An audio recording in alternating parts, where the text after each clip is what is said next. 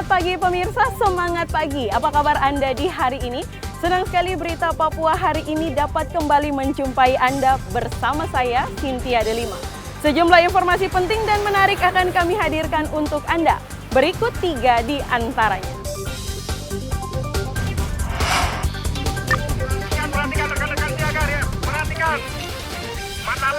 Markas KKB di Yaukimo digerebek polisi, 2 anggota KKB tewas. Kejaksaan Tinggi Papua tetapkan 3 tersangka kredit fiktif Bank Pembangunan Daerah Papua yang rugikan negara 120 miliar rupiah. Curi solar dari ekskavator tempat kerjanya, seorang karyawan di Merauke ditangkap polisi.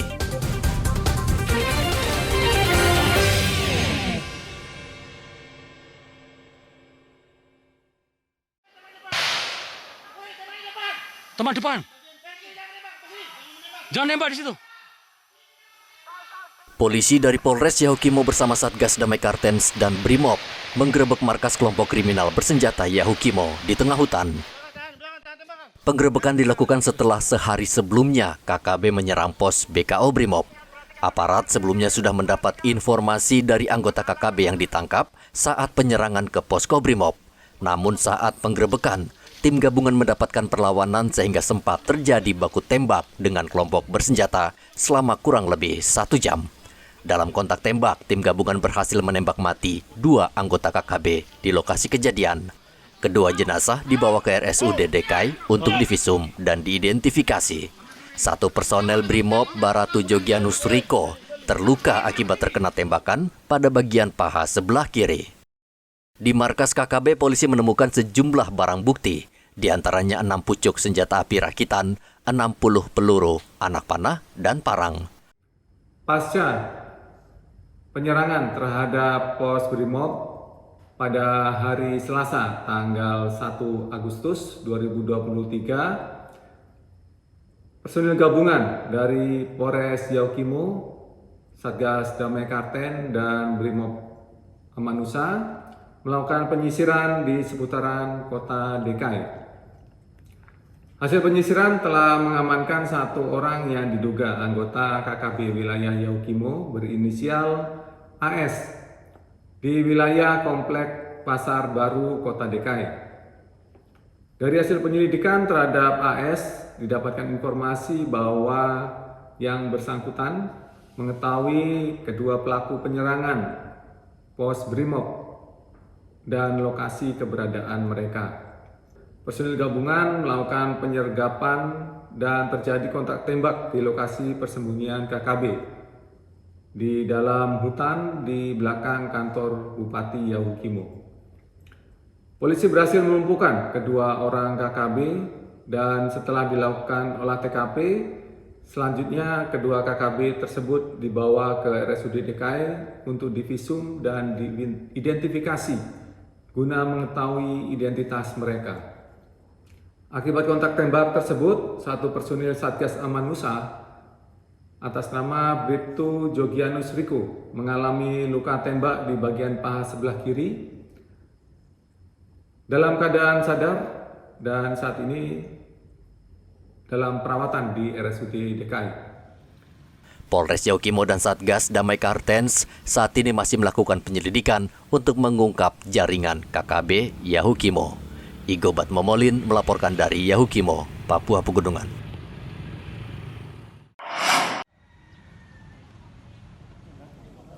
Tim penyidik Kejaksaan Tinggi Papua akhirnya menetapkan 3 orang tersangka kasus dugaan korupsi pemberian fasilitas kredit modal kerja konstruksi Bank Papua Kantor Cabang Ena Rotali tahun 2016-2017. Akibat perbuatan ketiga tersangka, yakni kepala cabang dan 2 analis kredit Bank Papua, negara mengalami kerugian hingga 120 miliar rupiah.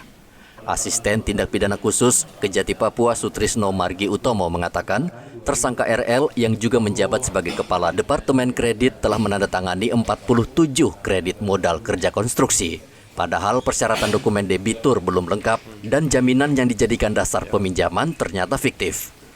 Sementara 2 tersangka lain, AW dan PA, ikut terseret karena berperan sebagai analis kredit. Mereka diduga tidak mengecek lagi dokumen milik debitur. tim penyidik Kejaksaan Tinggi Papua telah menetapkan 3 orang tersangka dalam perkara dugaan tindak pidana korupsi Bank Papua cabang Inarotali. Ya, setelah ditetapkan tersangka 3 orang, ya, yaitu yang pertama adalah selaku kepala cabang Inarotali, dan yang kedua maupun yang ketiga masing-masing selaku analis ya kredit ya. Kita tetapkan ketiganya selaku tersangka dan kita lakukan malam ini lakukan penahanan 20 hari ke depan ya. Jadi intinya setelah kemarin kita menerima secara resmi ya, LHP dari BPK RI bahwa terhadap perkara Bank Papua cabang Inarotali ini terhadap pemberian fasilitas kredit modal kerja konstruksi ya, ternyata telah merugikan keuangan negara sebesar 120 miliar rupiah sesuai perhitungan dari BPK RI. Oleh karena itu tindak lanjut dari penyerahan LHP BPK, kemudian pada hari ini penyidik telah menetapkan tersangka dan melakukan penahanan. Setelah ditetapkan tersangka, ketiga mantan karyawan Bank Papua cabang Enarotali langsung mengenakan rompi tahanan dan langsung ditahan selama 20 hari di Lapas Abepura. Khalid melaporkan dari kota Jayapura, Papua.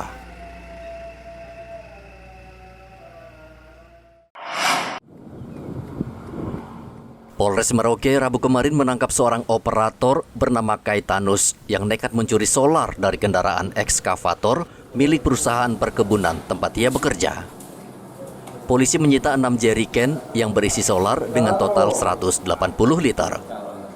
Selain Kaitanus, polisi juga menangkap Maximus yang menjadi penada solar yang dicuri tersangka. Saat ini polisi masih meminta keterangan dari Maximus agar kasus ini terungkap. Selain penadah, polisi memeriksa saksi, seorang sopir yang ikut memuat solar tersebut untuk dijual tersangka ke penadah. Kemarin kita baru menerima laporan dari perusahaan tersebut bahwa ada salah satu atau 2 orang yang anggotanya melakukan penggelapan terhadap bahan bakar solar, yang mana bahan bakar solar ini diambil dari kendaraan truk mereka, kemudian dipindahkan ke jerigen-jerigen. Untuk tahapan sekarang kita masih melakukan pemeriksaan, kita masih mengumpulkan 2 alat bukti yang sah. Kemudian saksi-saksi masih kita panggili. Untuk sementara terlapor yang dilaporkan perusahaan itu masih status saksi. Dari hasil penyelidikan sementara, pelaku mengaku mencuri solar dari ekskavator selama 3 bulan terakhir dengan total yang dicuri mencapai 1.600 liter. Muhammad Ridwan melaporkan dari Merauke, Papua Selatan.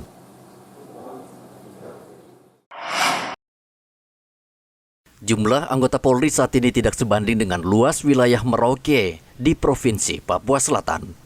Di sejumlah wilayah bahkan tidak ada polisi yang bertugas sehingga menjadi rawan tindak kriminal.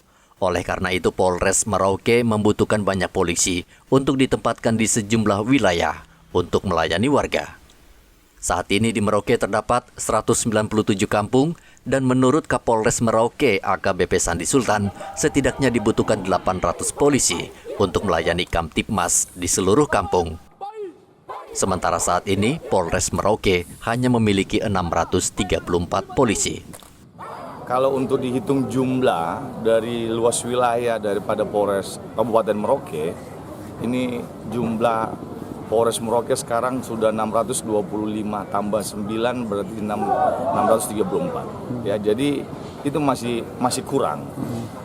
Minimalnya dia sampai dengan 800 personel ya untuk bisa membackup wilayah Kabupaten Merauke yang terdiri dari 197 kampung ya gitu.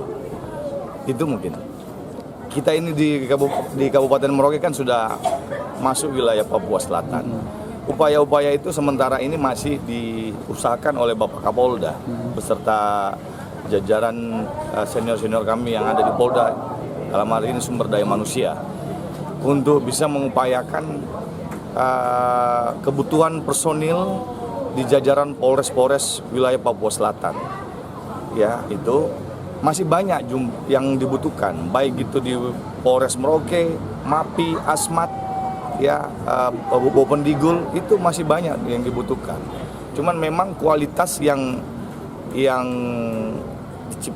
menjadikan anggota Polri nanti ini tidak juga harus mereka harus mengikuti sesuai dengan aturan, ya. Jadi kualitas tetap diperhatikan oleh pimpinan. Polres Merauke Rabu kemarin menerima 11 polisi baru. Mereka akan memperkuat jajaran untuk memberikan pelayanan Kamtibmas bagi warga di Provinsi Papua Selatan. Muhammad Ridwan melaporkan dari Merauke, Papua Selatan.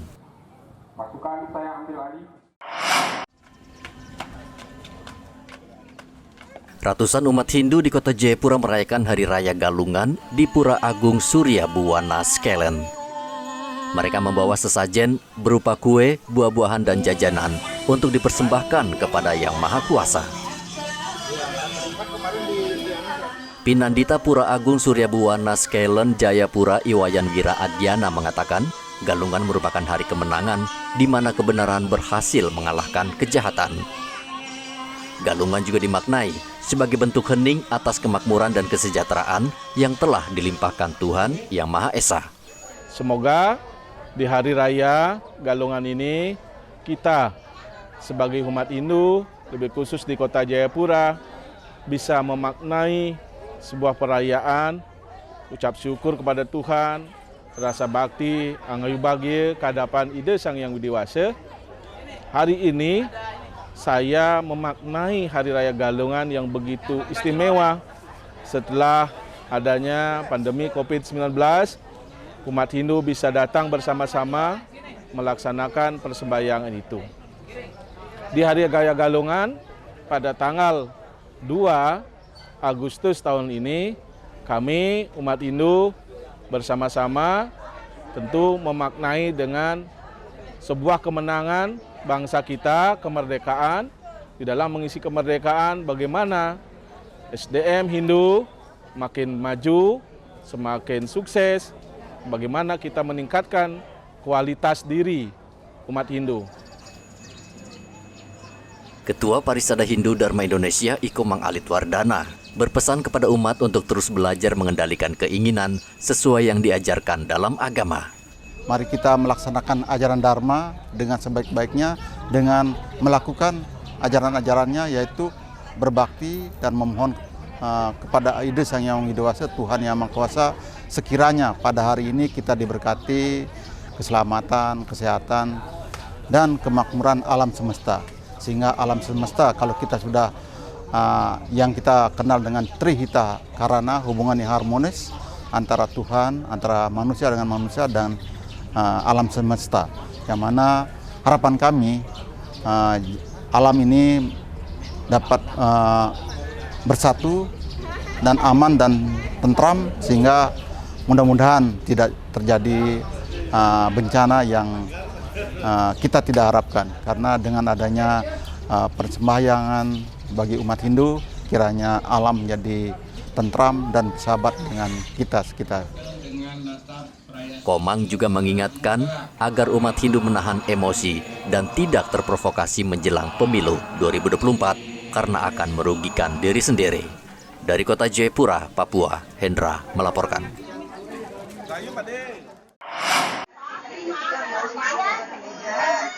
Nelayan di pesisir Lampu Satu Merauke selama ini menggantungkan pelayanan kesehatan untuk anak dan balita ke Posyandu. Di Posyandu, warga bisa mendapatkan vitamin, imunisasi, serta makanan tambahan yang bergizi agar anak-anak mereka tidak mengalami gizi buruk. Mereka juga didampingi tenaga kesehatan yang memberikan penjelasan detail tentang manfaat imunisasi serta asupan gizi yang baik. Bawa anak ke Posyandu ya. Nah, bagaimana dengan keberadaan Posyandu menurut Bu Susan ini? Kami senang karena ada Posyandu di kampung kita, di Posyandu Nelayan, karena agar kami bisa tahu keadaan anak kami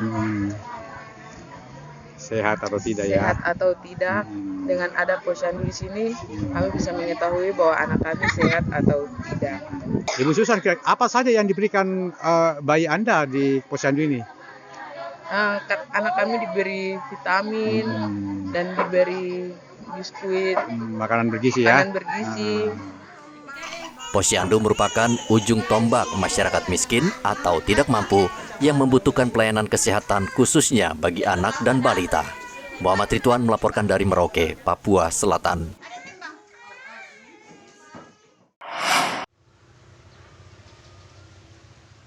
Air bersih selalu menjadi masalah bagi nelayan di Kampung Binaloka dan Kampung Lampu 1, Merauke. Kini mereka sudah bisa menikmati air bersih setelah Kementerian Perikanan dan Kelautan untuk tahap pertama membangun 5 sumur air bersih. Ini kan ada bantuan sumur ya dari Kementerian Perikanan. Nah, sebagai warga nelayan di Kampung Binaloka ini, apa tanggapan Bapak ini? Ya, kita minta terima kasih karena kita dapat bantuan begini baru. Selama ini bagaimana sebelum adanya sumur ini? Sulit airnya? Sulit. Di mana ambil air itu? Di darat sana. Di darat sana ya? Ini airnya tawar, Pak? Tawar. Iya. Ini kira-kira berapa warga yang bisa memanfaatkan ini? Pokoknya yang semua di sini nih. Bisa ada 10 rumah lah. 10 rumah ya? Ya. Oke. 5 sumur bantuan dibangun dan akan terus ditambah sehingga kebutuhan air bersih warga terpenuhi. Kendati dibangun di pinggir laut, air sumur tetap tawar dan layak dikonsumsi. Muhammad Ridwan melaporkan dari Merauke, Papua Selatan.